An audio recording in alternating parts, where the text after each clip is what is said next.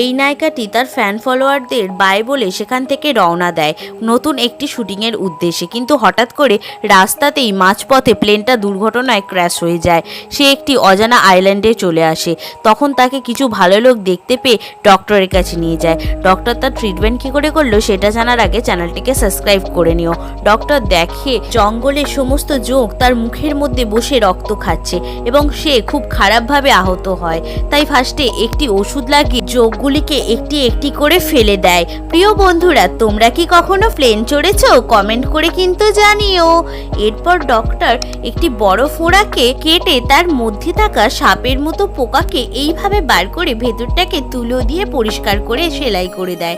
এরপর গালের পোড়া অংশটাকে ভালো করে মুছে দিয়ে তার ভেতরে থাকা কয়েকটা পোকামাকড়কে বার করে একটি ওষুধ গোটা মুখে ভালো করে লাগিয়ে দেয়।